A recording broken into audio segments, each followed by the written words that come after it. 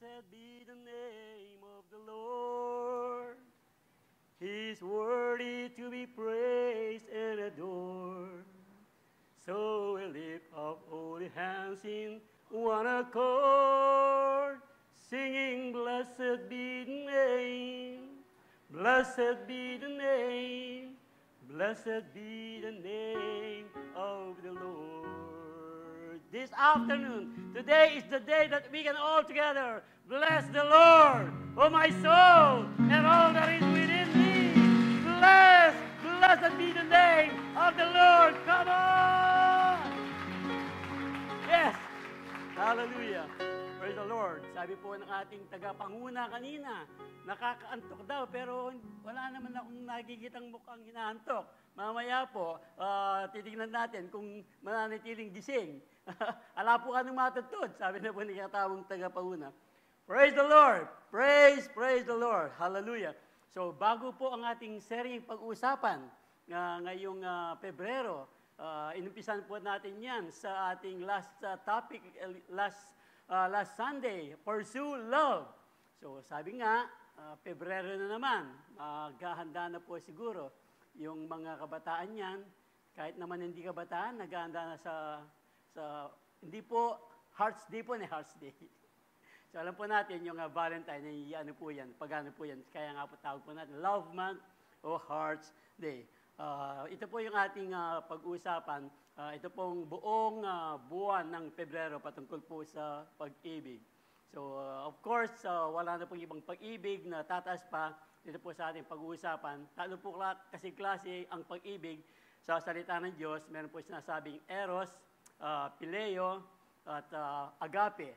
So, yung pong Eros, ano ba yung Eros? Or erotic love. Yung Phileo, friendship love. At yung pong Agape, ito po yung pag-ibig na nanggagaling po sa ating dakilang Diyos. So, pag sinasabi pong Agape love, sinabi natin sa ating katabi, I love you with the love of the Lord. So, sabihin po niyo sa kanyang katabi, I agape you. Yan, I love you with the love of the Lord. So, the power of God's love, gaya po ng ating inawit, kanina lang na tunay pong makapangyarihan po ang pag-ibig ng Diyos. Kung hindi lang po sa pag-ibig ng Diyos, kung hindi lamang sa pag-ibig ng Diyos, wala po tayo dito. Lalo na po yung ating mga bisita, kung kayo po ay ngayon lang nakarinig, pero baka kayo po ay galing sa ibang sa ibang church naman. Pero kung ito po ang first time nating marinig ang ganitong agape love na patungkol po sa Panginoon, ito po yung puso ng Ebanghelyo. For God so loved. So, kaya nga po, for God so loved. Bakit dinig na pang for God loved the world na lang saan? Pero talagang matindi po ang pag-ibig ng Diyos. Kaya nga po, ibinigay niya ang kanyang kaisa-isang anak. Ang sabi po doon, kung sino man ang manampalataya sa Kanya, hindi mapapahamak. Hindi na mapapahamak, kundi ang pangako po niya magkaroon ng buhay na walang hanggan. Basta paniwalaan lang po natin ang ginawa ni Kristo Jesus doon sa krus ng Kalbaryo. Nung siya po'y namatay doon at tabusin ang ating mga kasalanan na dapat sana tayo mamatay. Dahil sabi po ng salita ng Diyos, ang bayad ng kasalanan ay kamatayan. So, we ought to die by ourselves. Punta po tayo, hindi lang basta physical na kamatayan. Impyerno po ang pinag-uusapan dito. We ought to go to hell. Pero nang dahil po sa pag-ibig ng Diyos, siya na po ang tumubos ng ating kasalanan. Wow! Wow! Hindi ba kapalapalakpak ang pag-ibig ng Diyos? Hallelujah! Para lang po tayo hindi mapahamak. Hindi lang basta hindi mapapahamak. Meron pa magkakaroon ng buhay na walang hanggan. Ito po ang kanyang pinakadakilang pag-ibig, the power of God's love. So, ayun pong power of God's love, ano ba talaga ang maibibigay ng power of God's love? Ito po yung God's love empowers us.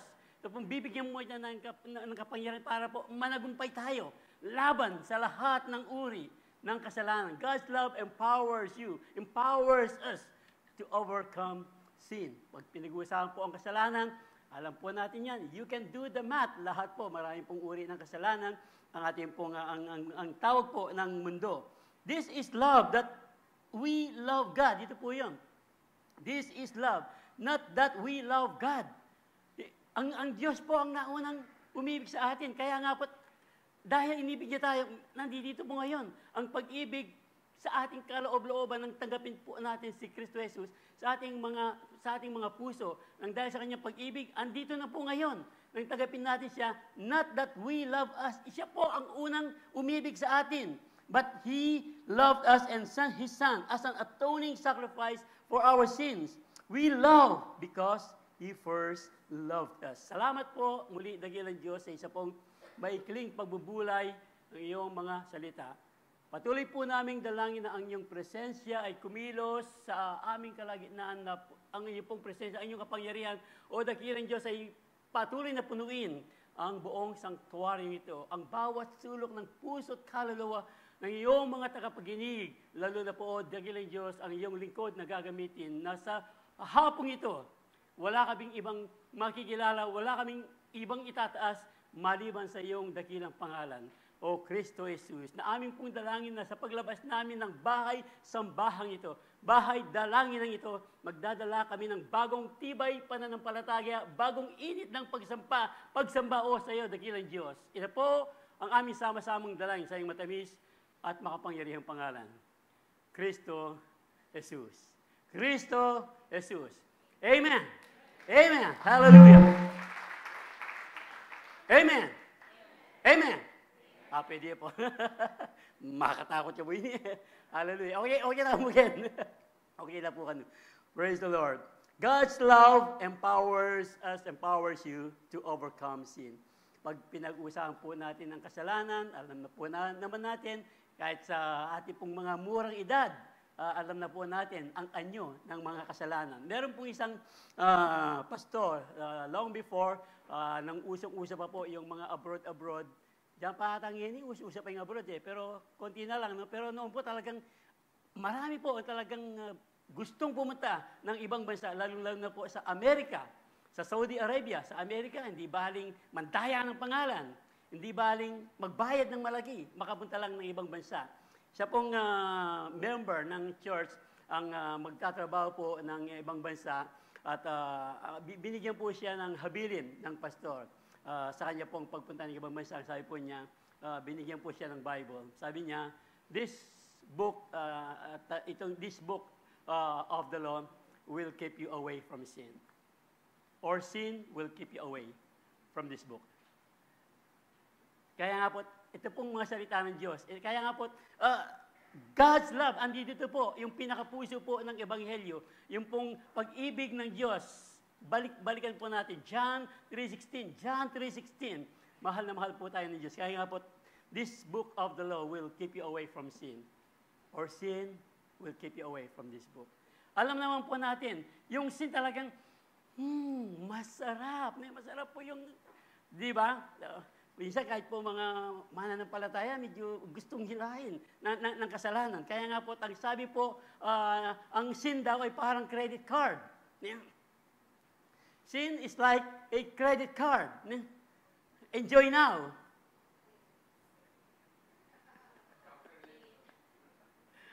Enjoy now. Pay. Tayo akaya po. Makapampang ko na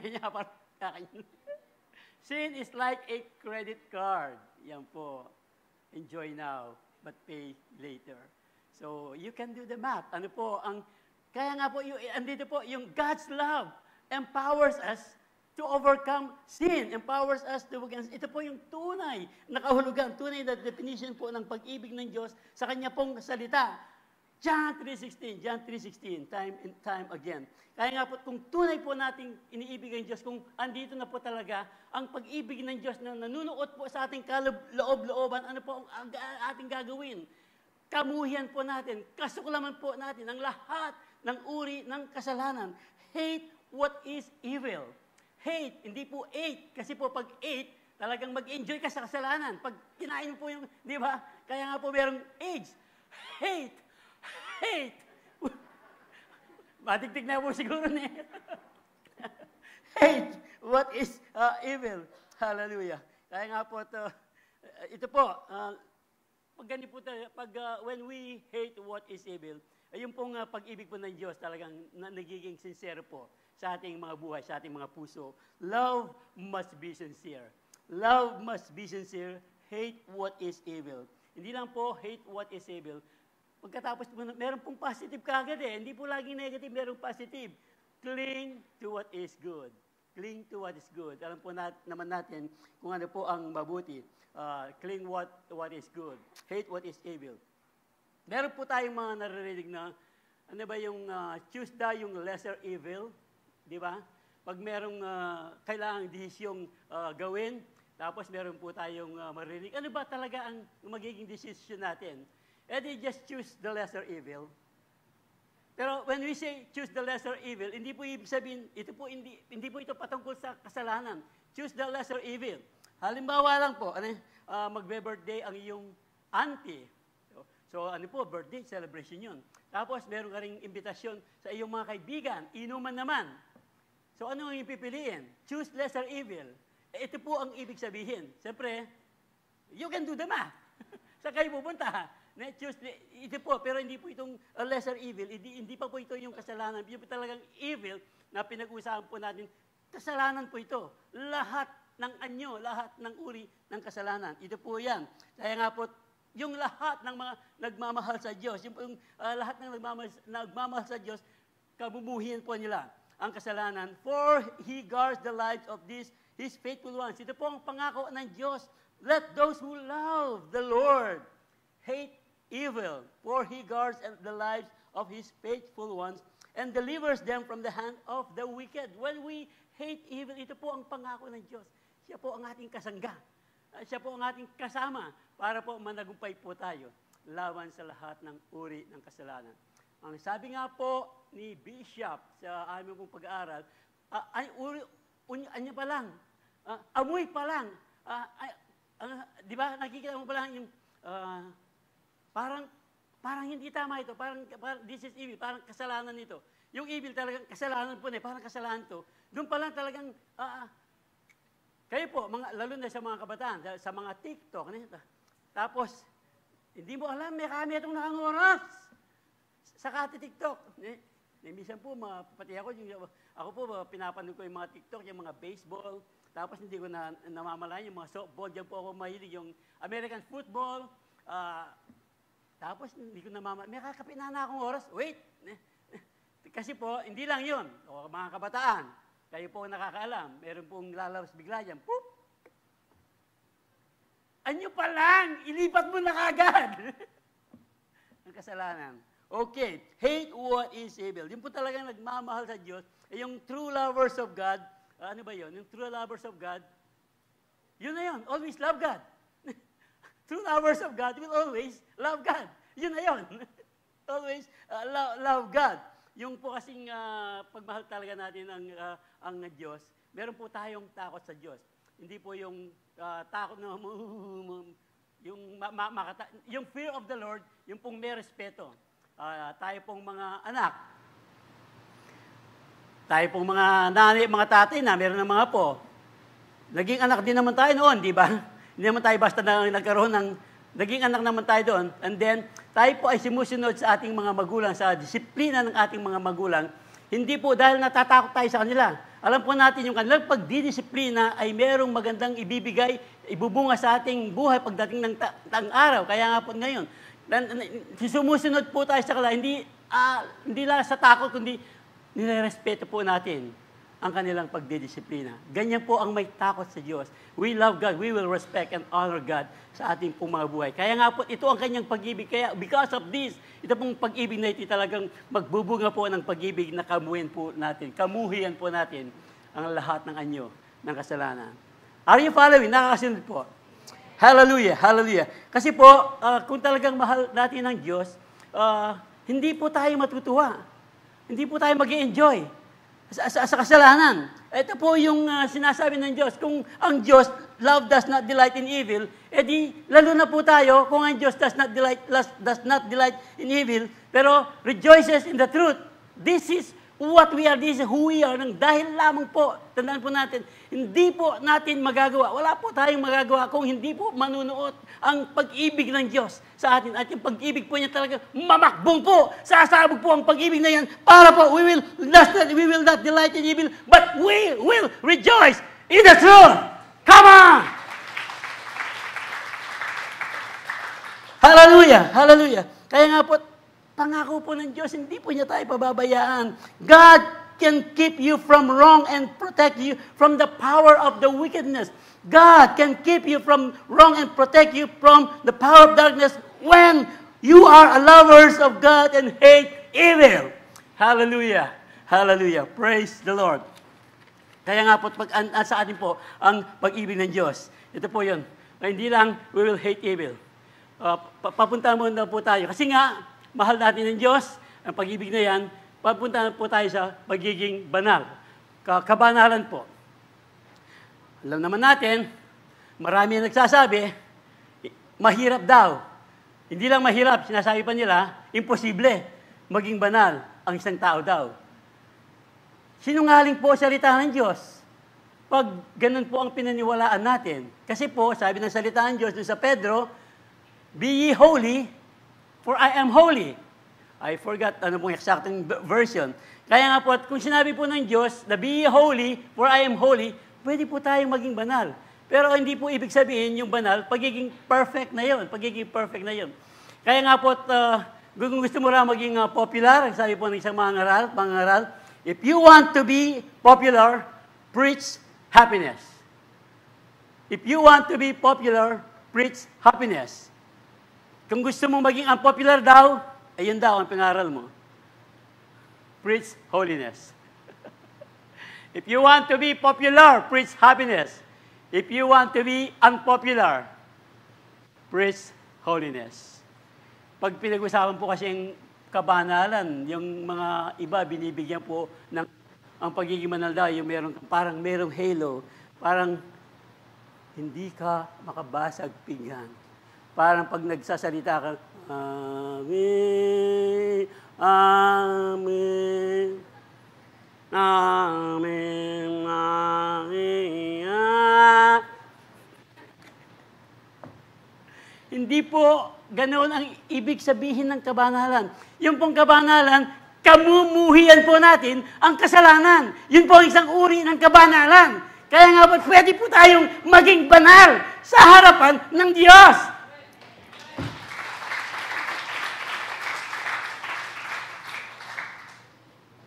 Praise the Lord. Noon po kasi, di ba, yung ating puso, nang hindi pa natin kilala ang Panginoon, wala po tayong pakialam. Basta yung kasalanan, parang ano lang, easy lang tayo. Pero yung kasing puso natin, makasalanan po yung ating puso.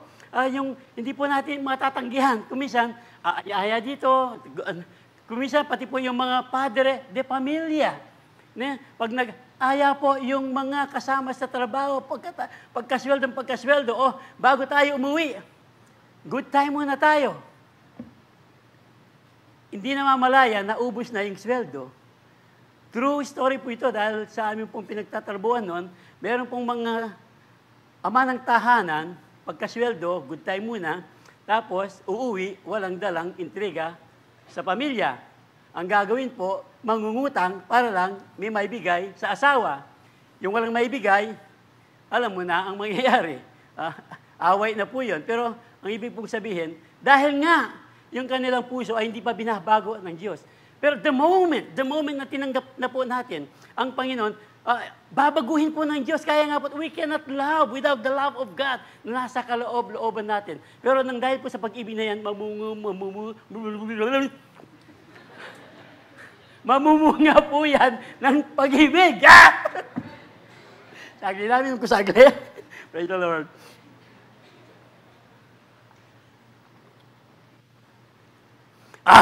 Tuloy po natin. Sermon. Kasi po, I will give you a new heart. Ang sabi po ng salita ng Diyos. I will give you a new heart. I will put a new spirit in you. I will put a new spirit in you. I will take out your stubborn heart and give you a tender, responsive heart. Yun po kasing a new spirit. Ito po noon, pangako na ng Diyos at nandito na po ngayon. Yung pong Espiritu, Holy Spirit, yung banal na Espiritu, nang tanggapin po natin si Kristo Jesus, nandito na po, nasa DNA na po natin, yung Holy Spirit, yung Espiritu ng Diyos, ni Kristo Jesus, na iniwan po niya. Alam po natin, sabi ng salita ng Diyos, aalis siya, pero meron siyang iiwan. Sino po yun? Yung Holy Spirit. Kaya nga po, nandito na po yung Espiritu ng Diyos. Dati po kasi, patay yung Espiritu natin. Tayo po yung mga walking Bible, walking dead. Patay po tayo. Walking dead po tayo dahil po yung Espiritu natin patay. Totoo po ito. Kaya nga po, babaguhin ng Diyos ng Espiritong buhay. Dahil nga po, buhay na ngayon ang ating Espiritu, alam na po natin. Pwede na po tayong sumalangsang. Tama ba yun? Tama panganyita o Tagalog? Sumalungat. Ayan, pwede na tayong sumalungat sa agos ng kasalanan. I remember, kung narinig na po ito, isa pong pastor ang nagsabi, ba't kayo, sabi po ng yung dalawang magkaibigan, kwento ng isang pastor, yung isang lalaki daw, ba't kayong mga born again kayo? Ang karitak yun na mo, nakaritak na kayo. Nako, pang kahilig sa asalangsangan. Ang hilig niyo pang sumalungat, kukunti na nga lang kayo. Ang sabi po ng isang ng kaibigan, sumagot po itong isang kinakausap. Alam mo kasi, Brad, ganito yan. Yung mga isdang patay, sunod lang ng sunod yan sa agos. Yung mga isdang buhay lang, ang nakakasalungat sa agos. Mga isdang buhay pa tayo! Sasalungat po tayo sa agos ng kasalanan!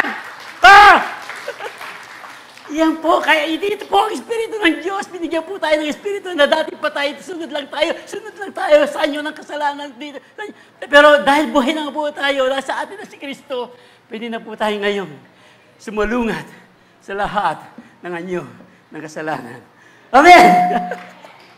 Praise the Lord! I will give you a new heart. Ito po, bago na po ang puso natin. And I will put a new spirit in you. I will take out your stony, stubborn heart and give you a tender, responsive heart. Ito po ang puso ng Diyos.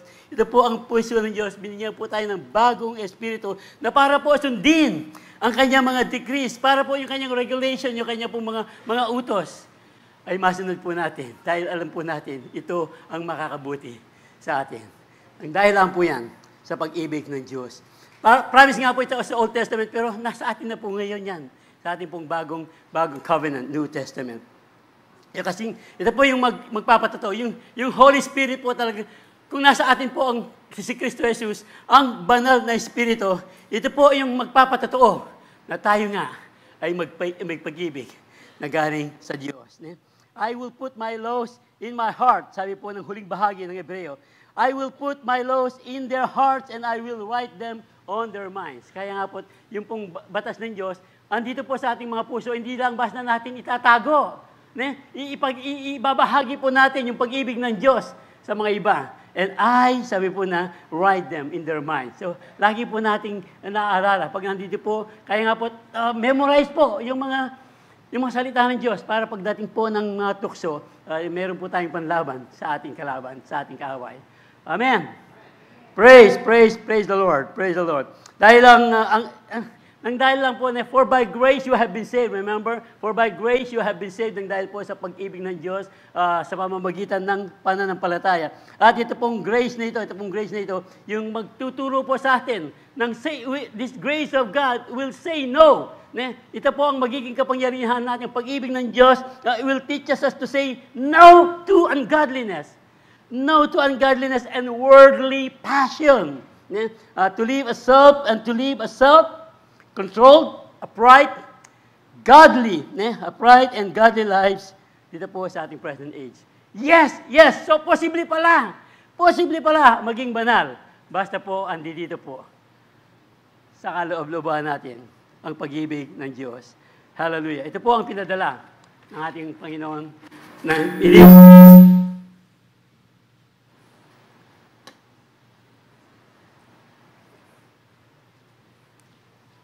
Praise the Lord. Yan o? Praise the Lord. Pwede mo na itong? Wait, pida ako niya.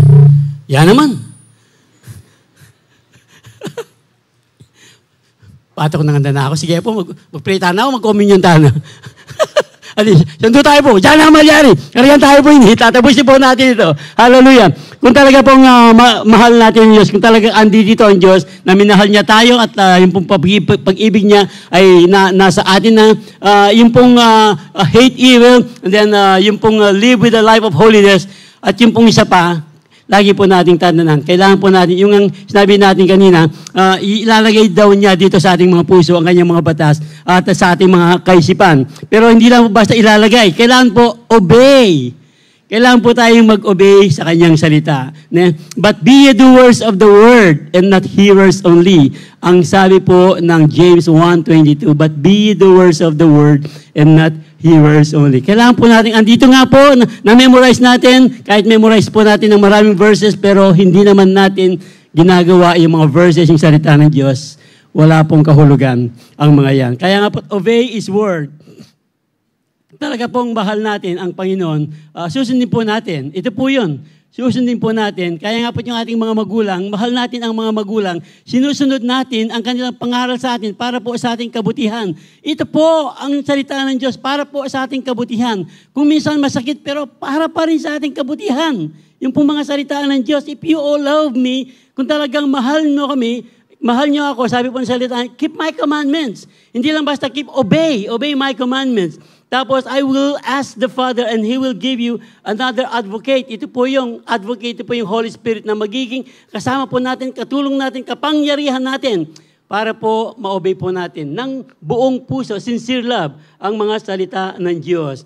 But you know Him, for He lives with you and He will be with you. Ang sabi po ng huling bahagi ng talata. But you know Him, alam na po natin ngayon, si Kristo Jesus, na tinanggap po natin sa ating mga buhay, tinanggap po natin ang kanyang pag-ibig. Dahil He lives with you, nasa atin po, He lives with you and He will be with you. He will be with you. Tandaan po natin ang mga salitang yan na hindi po niya tayo iiwanan dahil nandito na po sa kaloob-looban natin ang ating Panginoong Kristo Jesus.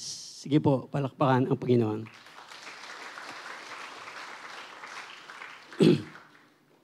Kasi po, pag sinasabi nating mahal natin siya, tapos hindi naman nating mahal nga natin ang Panginoon, tapos hindi naman natin sinusunod ang kanyang mga salita, ang sabi po ng salita ng Diyos, mga sinungaling!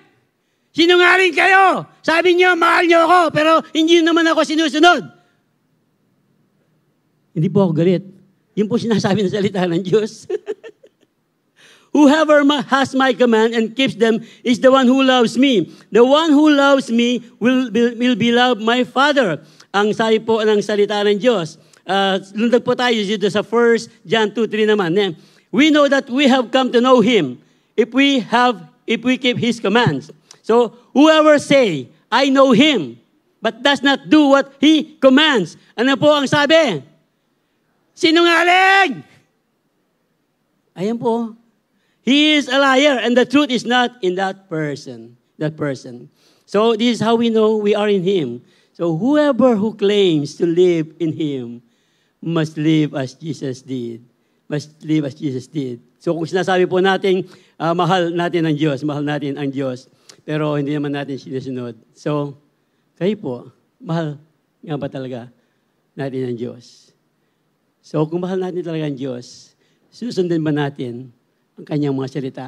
Kahit kung minsan, di ba, alam po natin, ang salita daw ng Diyos ay matalim, parang dalawang double-edged sword. Minsan, nakakasakit, pero nakakabuti pala sa atin. Yung bang matatamis na mga salita lang ang susundin natin, o yung mga, kahit po yung mga mapapait. Alam naman natin, sa pagkain pa lang, yung pong hindi kumakain ng ampalaya, at yung pong mga napalyakin, ngayon mo rin po talagang mangwataang pong apalya. Patitikin po natin kung anong lasa ng apalya. Ampalaya yun, no? Ampalaya. So, ano po ang ibig natin sabihin? May mga matamis, may mga mapapait, may mga maasim na mga salita ng Diyos, pero nakakabuti po yan sa ating buhay espiritual. Amen. Amen. Praise the Lord. Hallelujah. Hallelujah. Yung po talagang pag-ibig sa Diyos, yung true love po for Jesus, yung pong pag-obey po natin sa Diyos, yung obedience po natin sa Diyos, ito lang po talaga ang magiging patunay na mahal nga natin. Mahal nga natin ang Panginoon. Mahal nga natin ang Panginoon. So, kung mahal po natin siya, so ano po yan? Kayo po ang nakakalam. God's love will empower us. Ito lang po, God's love will empower us to overcome sin. Yung pong, we will hate evil. We will live in holiness. And we will obey His word. When we will hate evil and obey His word, ito po yun. Patuloy po tayo magiging banal. From glory, kaya nga po, from glory to glory, from glory to glory. Pero hindi po magiging perfect. Pero talagang hahanapin po natin yung kabanalan ng Diyos. Kung tayo po ay patuloy na mamumuhi sa kasalanan, kung tayo po talaga ay patuloy na susunod sa kanyang mga salita. We can overcome this. We can overcome this sin dahil lamang po sa pag-ibig ng Diyos. We can overcome sin because of the power of God's love in us. God's love in us.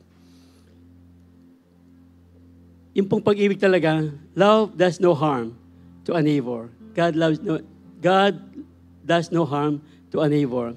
Yung pong hate what is evil, alam naman natin yung pag pinag-usapan po yung evil before we end po.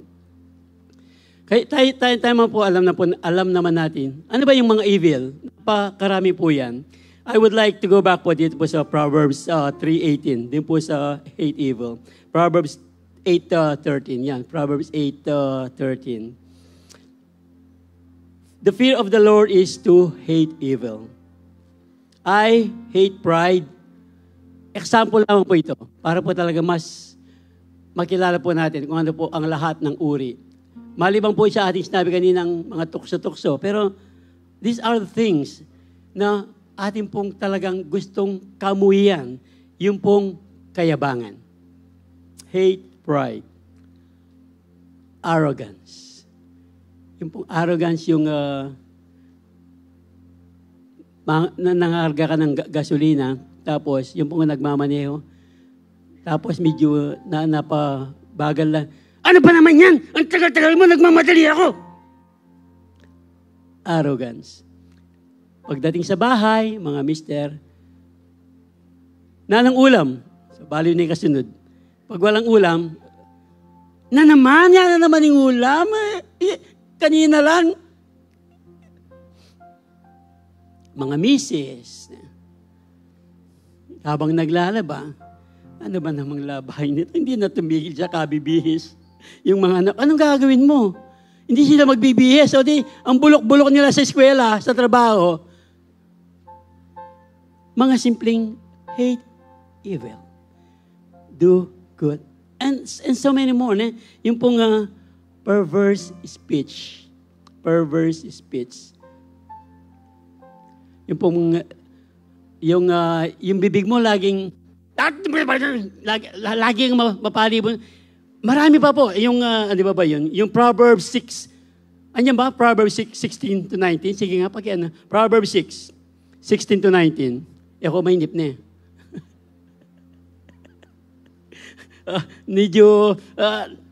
Proverbs 6:16-19. Para lang po talaga mas ano po natin. Proverbs 6. Ano ba itong mga anyo po ng evil, ng kasalanan? Ayan po. There are 6 things the Lord hates. Ayan po. 7 pa nga. Oti eyes. Yung pong mapanuring mata.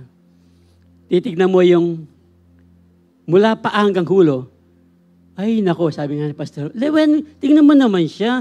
Parang sapin-sapin ng kanyang damit. Tingnan mo naman yung kanyang, oti eyes. Lewen me. Uputa pong titibayan ni kay Arti.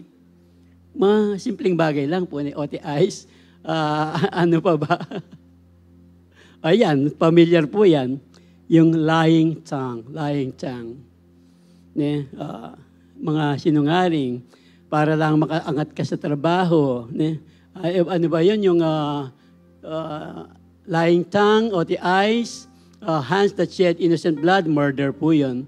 Yung murder, hindi lang po basta pumatay ka ng tao, nag-isip ka lang ng talagang galit na galit ka sa tao at talagang gusto mong, kung meron lang akong magagawa, papatayin ko ito kahit hindi mo siya pinatay, nag-murder ka na. Nagkaroon ka ng murder. Yung heart that devises wicked scheme, yung pong, tapos yung wicked scheme, yung pong para ka lang makaangat sa trabaho, di baling siraan mo ang iyong katrabaho. Di baling kumita ka lang sa negosyo. Tapos, alam mo yung katabi ko dyan, mandarayang yan. Kung dito ka, alam naman ng mga tao yan kung sino ang tunay. Honest sa trabaho po. Yung pong feet that are quick to rush into evil, yung pong rush into evil, siguro po, simpleng halimbawa lang. Yung pong mga batang nag-aaway. Yung pong mga bata, pag nag-aaway po yan, mamaya, bati naman yan eh. Pero yung ikaw, na fit to rush, tapos nakita mo yung anak mo, anong ginawa sa'yo? Tara, punta natin yan. Di baling pagsuntukan tayo. Away ng bata, meron pong ganito, away ng bata, nauwi po sa away ng bungangkan. This is happening. Ito po yun. Feet that are quick to rush into evil. At yung false witness, natin pong sinabi kanina, di baling makaapak ka, basta umangat ka lang. So, ito po yung sinasabi natin, if we hate all these things and obey His word, ito lang po yan. Nagdahil lang po. Pwede. Basta, wag lang nating hayaan. Yung pong salita ng Diyos, papunta po sa kabanalan. And I would like to end with this. Pangalawang end na to. Totoo na po ito. Meron pong isang uri ng animal, a small animal. Ermine po ang tawag sa mga animal nito. Ermine. These are ermine, small animals that lives in the forests of northern Europe and Asia. Siguro po, halos size ng small rabbit. At ang mga animal po ito talagang puting-puti. And yung pong animal na ito, they would keep their pore, yung pong balahibo nila, parang purity. They will keep that purity. Hindi po nila yung madumihan yung kanilang balahibo. At nang dahil po sa balahibong ito, there are mga hunters na hinuhuli po ang mga yan para kunin po ang kanilang balahibo. Dahil napakaganda po talagang mala-snow yung pong balahibo ng mga animals na ito, small animals na ito. At sila po ay nakatira din sa mga hole, sa mga halaman, o ay sa mga gilid ng bangin, sa mga butas-butas. Yun po ang kanilang mga tirahan. So ito pong mga animals na ito, dahil po sa kanilang uri ng balahibo, inaalagaan po nila talaga. Sobrang alaga po nila. Importante po sa kanila yung kanilang balahibo. At ito pong mga hunter na ito, pag hinuhuli po ang mga animal na ito, hindi po sila gumagamit ng patibong o talagang binabaril ang mga animal na ito. Ang ginagawa po ng mga hunter, lalagyan po nila ng dumi. Yung lungga po ng mga animal na yan. Yung iba't ibang uri ng dumi. And then, pakakawalan po ang kanilang mga aso para habulin po yung mga ermine na yan. At pag hinabol po ng mga aso yung ermine, pupunta po sa kanilang mga lungga. Pero, nang dahil po sa madumi ang kanilang lungga, hindi po sila papasok. They would rather face death sa harapan po ng mga aso. Wag lang madumihan ang kanilang balahibo. Nakuha po natin. Ano po ang gagawin natin? Tayo ba ay lalayo sa inyo ng kasalanan? O tayo ba talaga ayang po nating madumihan ang kabanalang binigay ng Diyos sa atin? Ang kabanalan ng Diyos sa atin.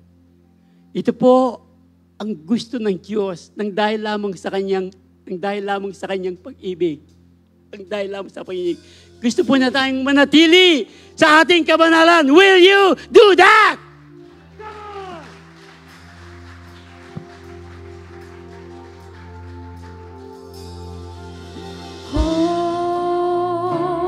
me close. Let your love surround me. Bring me near, draw me to your side.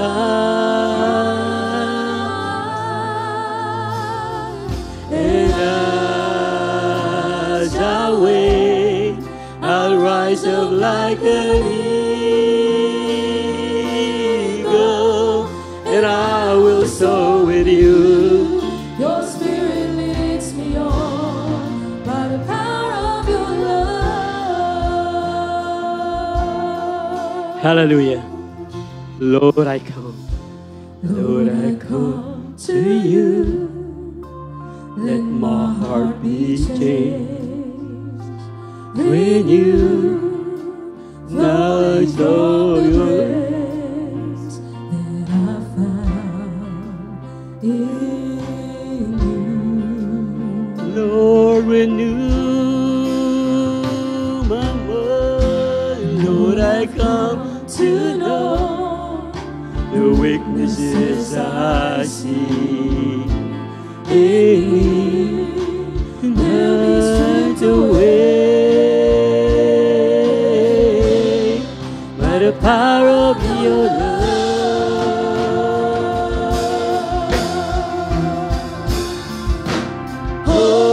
Hold me close, let your love surround me. Bring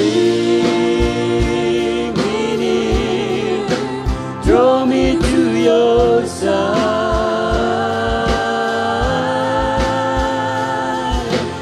And as I wait, I rise up like an eagle, and I will soar with you. Your spirit leads me on by the power of your love. And I will soar with you. Your spirit leads me on by the power of your love. And I will soar with And I will you soar with you. by the power, Your spirit only leads me by the on. power of your love.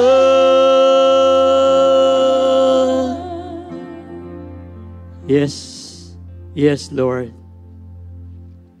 Salamat po. Salamat po nang dahil lamang sa iyong pag-ibig, pwede po kaming managumpay sa iyong pag-ibig na nasa aming kaloob-looban ang tanggapin ka namin bilang Panginoon at tagapagligtas. At ang dahil po dito, o dakilang Diyos, alam po namin, Ikaw ang makakasama namin, ang kapangyarihan namin para kami ay magkaroon ng buhay ng may kabanalan. At kung sakali, nagdududa ka pa, kapatid, bisita man o several times mo nang narinig ang ganitong pangangaral na para bagang imposible ang maging banal. Subalit, kung tatanggapin natin ang pag-ibig ng Diyos, ang kanyang pagliligtas at tatanggapin natin siya bilang Panginoon at tagapagligtas, ang kanya pong Espiritu ay mamumuhay sa ating kaloob-looban dahil ito po ang kanyang pangako. And if we will only surrender our lives, accept Him as our Lord and Savior, this afternoon, pwede po maging totoo ang kabanalan sa ating buhay. Pwede po nating panagumpayan labanan ang kasalanan. Kaya nga po sa hapong ito, lahat po ng gustong isuko ang kanilang buhay kay Kristo Jesus, muling tanggapin na sariwain na talagang siya lamang ang kanyang pag-ibig lamang, nang dahil sa kanyang pag-ibig, binigay niya ang kanyang kaisa-isang anak upang ang sino man sa kanyang manampalataya hindi mapahamak kundi magkakaroon ng buhay na walang hanggan. Tayo po'y muling manalangin. Salamat po, dakilang Diyos, sa iyong dakilang pag-ibig. sa iyong anak na si Kristo Jesus na iyong ibinigay upang mamatay doon sa krus ng Kalbaryo para tubusin ang aking kasalanan. Ngayong hapong ito, Kristo Jesus, tinatanggap kita sa aking puso bilang Panginoon at tagapagligtas. Salamat po dahil alam ko laging nakahanda ang iyong pagpapatawad. At nang dahil dito, bibigyan mo, dakilang Diyos, ng kapangyarihan maging banal ang buhay na ito. Managumpay, O Diyos, maging mamuhi sa lahat ng uri ng kasalanan. At tuturuan mo akong sundin, O dakilang Diyos, ang iyong mga kautusan sa aking buhay. Salamat po. Mula ngayon, ikaw na ang maging hari ng aking buhay. Ikaw na ang masunod sa aking buhay. Salamat sa iyong pagpapatawad. Ito ang aking panalangin sa pangalan ni Jesus. Sa pangalan ni Jesus. Amen. Amen.